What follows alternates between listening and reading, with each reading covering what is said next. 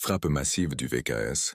Le VKS russe exécute la plus grande attaque de drones de l'histoire du SVO, lançant 728 UAV sur Kiev, accompagnés de missiles balistiques et de croisières.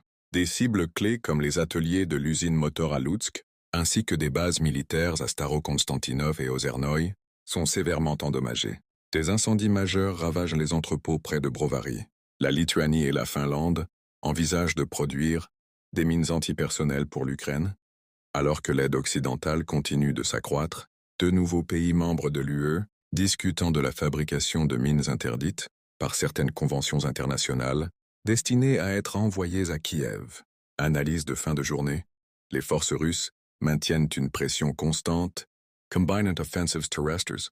Bombardement stratégique et neutralisation des drones ennemis. La situation semble de plus en plus tendue pour l'Ukraine, qui peine à contenir les multiples fronts ouverts et subit des pertes logistiques importantes. Conclusion globale. Bilan. Des 3 jours de combat, 7 au 9 juillet 2025. Ces 3 jours de combat ont marqué un tournant décisif dans le déroulement du SVO. Alors que les forces russes continuent leur progression, méthodique sur les fronts sud et est, les signes d'une usure croissante chez les forces ukrainiennes se multiplient. Pertes logistiques, difficulté à contenir les percées ennemies et pression internationale grandissante. Point clé de ces 3 jours. L'Ukraine perd des positions stratégiques, notamment à Tolstoï, Kamensky et autour de Konstantinovka, encerclés dans un chaudron de 15 km.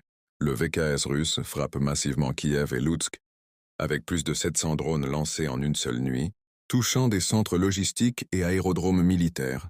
Les forces russes gagnent du terrain à Pokrovsk, Ugledar, Toretsk et Sumy, consolidant leurs gains territoriaux.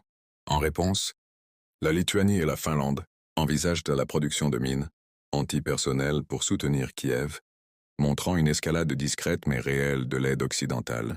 La donne change. Et vous, qu'en pensez-vous? Comment voyez-vous évoluer la situation dans les prochains jours? Pensez-vous que l'Ukraine pourra reprendre l'initiative, ou la machine russe est-elle désormais trop puissante? Partagez vos réflexions en commentaire. On lit tout. Et ça fait toujours plaisir de débattre avec vous. N'oubliez pas de vous abonner, liker, de partager et activer la cloche. C'est gratuit, rapide, et ça nous permet de continuer à vous proposer du contenu de qualité, quotidien et stratégique. Envie de plus? Retrouvez-nous chaque jour pour le bilan complet du front, l'analyse géopolitique et les grandes tendances du conflit.